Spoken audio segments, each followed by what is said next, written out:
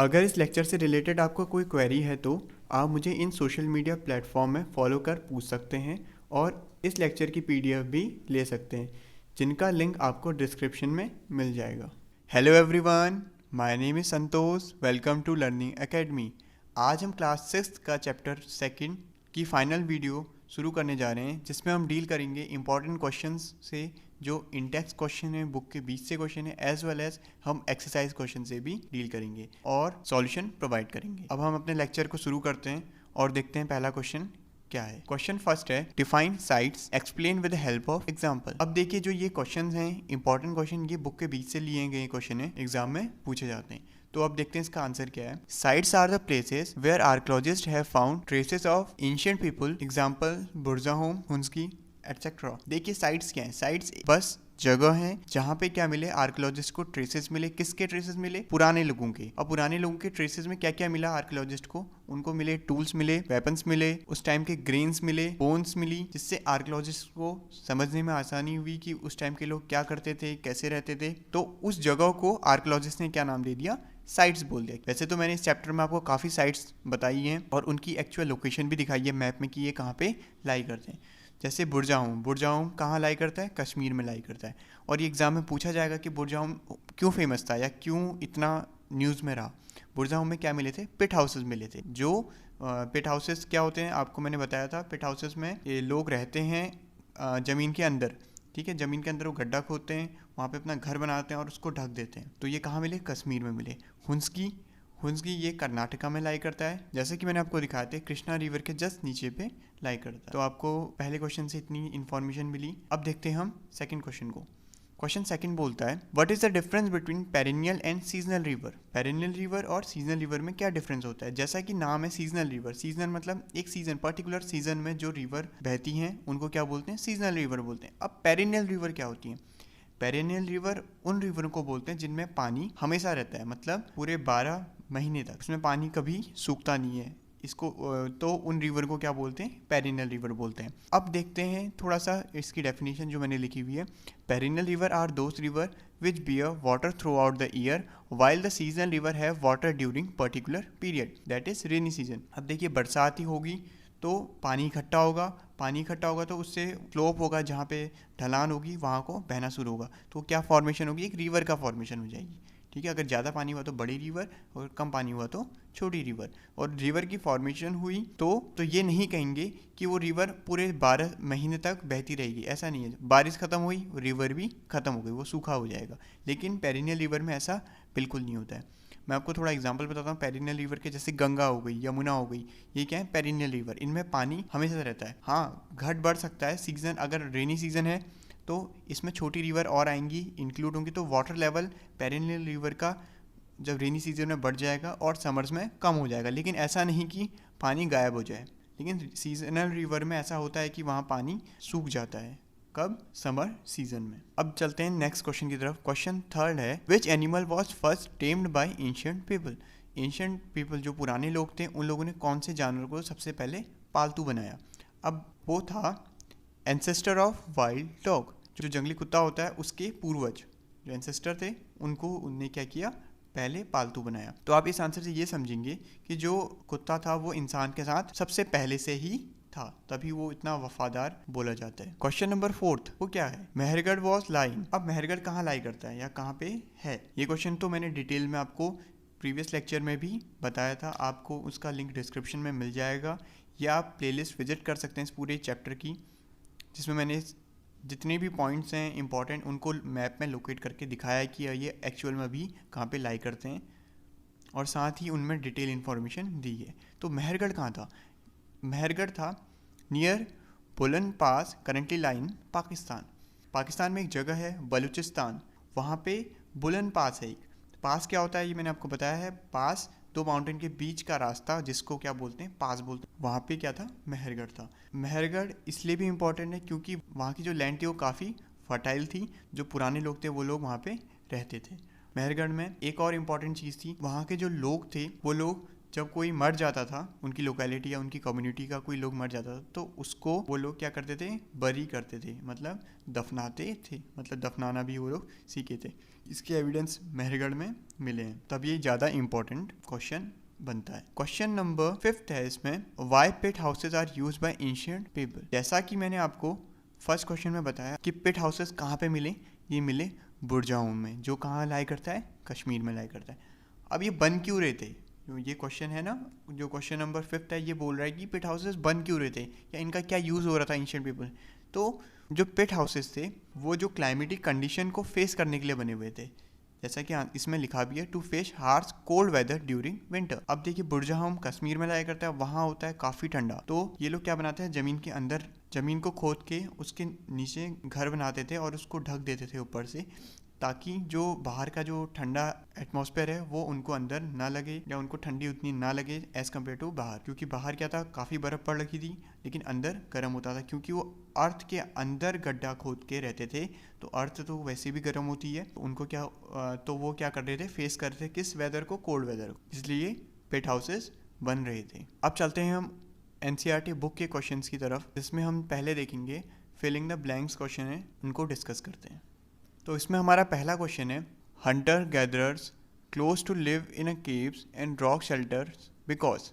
देखिए जो हंटर और गैदरर्स थे वो केव्स और रॉक शेल्टर्स के अंदर, मतलब गुफाओं में या पत्थरों की जो बनी दीवारें होती थी उसमें रहते थे। क्यों? इसका आंसर है, they found protection from harsh weather condition. अब देखिए वो पत्थरों के अंदर और केव्स के अंदर इसलिए रहते थे ताकि जो बाहर का वेदर है उसको वो फेस कर पाएँ। कैसे फेस कर पाएँ? जैसे अगर बाहर बारिश हो रही है, काफ़ी बारिश हो रही है, तो वो लोग कहाँ रहते थे, अगर बारिश से बचना है तो उस टाइम पे अम्ब्रेला होती नहीं थी या रेनकोट होते नहीं थे, तो वो लोग क्या करते थे, केव्स के अंदर रहते थे। और या अगर बाहर बर्फ पड़ रखी है या काफ़ी गर्मी है तो वो लोग कहाँ रहते थे, केव्स के अंदर रहते थे, ताकि वो जो बाहर का वेदर है, जो कि नेचुरल वेदर होता है, कंडीशन, उसको फेस कर पाए। सेकेंड क्वेश्चन है इसमें, grasslands developed around dash year ago. जो ग्रासलैंड थे या मैदान थे जो, वो कब बने, वो बने 12,000 साल पहले। अब देखिए 12,000 साल पहले बोला हुआ है तो आपके माइंड में क्लिक हो जाना चाहिए कि कौन सी स्टोन एज की बात हो रही है। यहाँ पे हो रही है मीजोलिथिक की बात हो रही है, और मैंने मीजोलिथिक में आपको ये बताया था कि अर्थ का टेम्परेचर बढ़ते रह रहा था, क्लाइमेट जो कंडीशन थी वो भी इंक्रीज हो रही थी, जिससे क्या हुआ कि जो ग्लेशियर्स थे वो क्या हो रहे थे, मेल्ट हो रहे थे, और क्या फॉर्मेशन हो रही थी, ग्रासलैंड की फॉर्मेशन हो रही थी।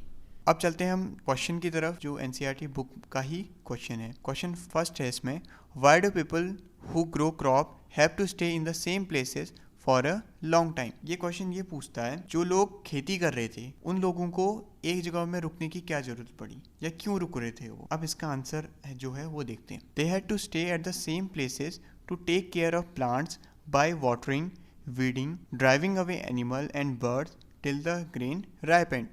अब देखिए अनाज जो होता है या जो क्रॉप होती है वो एक दिन में उगती नहीं है, वो उसको उगने में लगता है टाइम। अगर वो ट्रैवल करने लग जाते तो क्रॉप उगा के कहीं और चल जाते, तो उनके जो क्रॉप होते उनको कोई और खा जाता, कोई और का मतलब जंगली जानवर खा जाते, तो इसलिए वो उसी जगह रुकते थे जब तक क्रॉप क्या ना हो, पक ना जाए।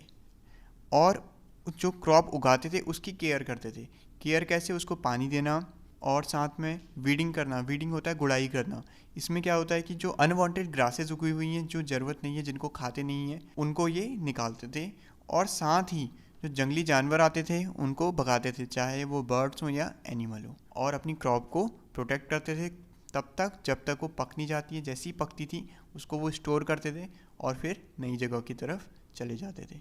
अगला क्वेश्चन है इसमें, why do archaeologist think that many people who lived in Mehrgarh were hunters to start with and that herding became more important letter.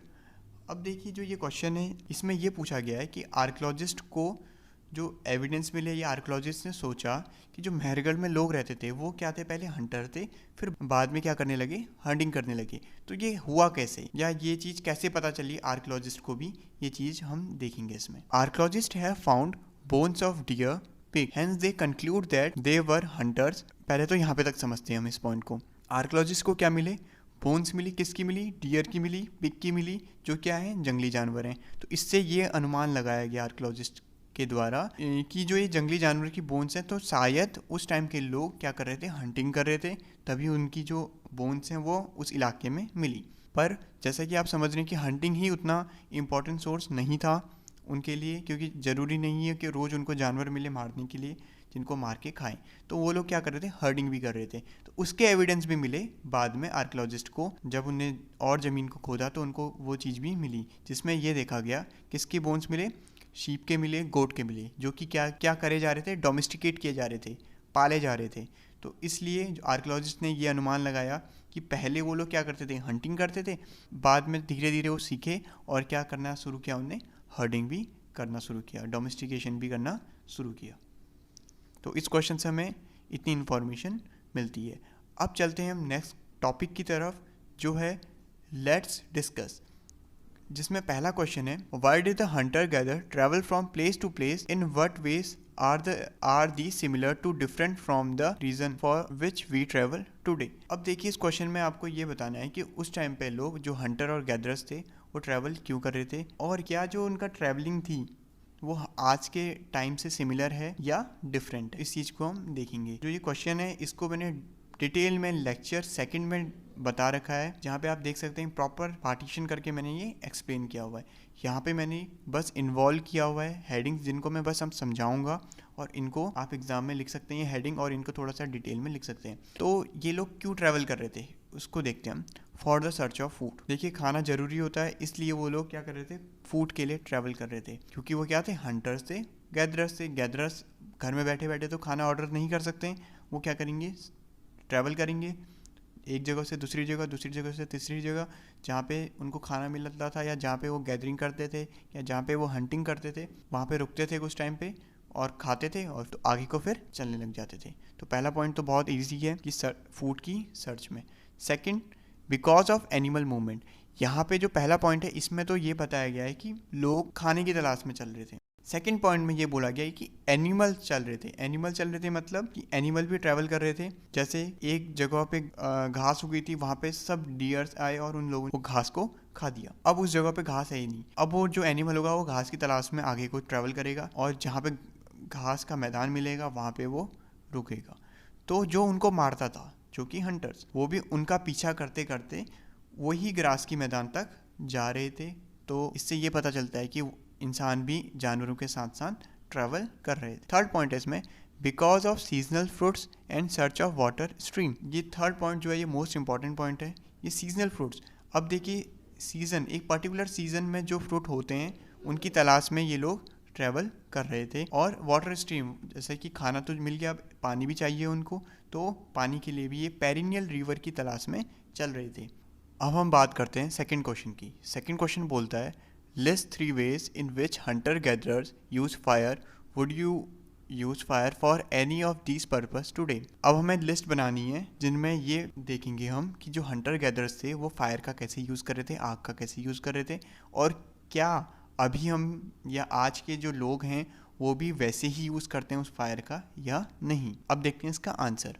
Answer बोलता है फॉर कुकिंग। देखिए खाना बनाने के लिए वो लोग यूज़ कर रहे थे। जैसा कि आपने देखा कि हंटर और गैदरर्स क्या थे, ये लोग सीख रहे थे खाना बनाना। पहले तो ये कच्चा खाते थे, जब आग को इन्हें डिस्कवर किया उसके बाद से इन लोगों ने खाना पका के खाना शुरू किया, तो कुकिंग के लिए यूज़ करते थे।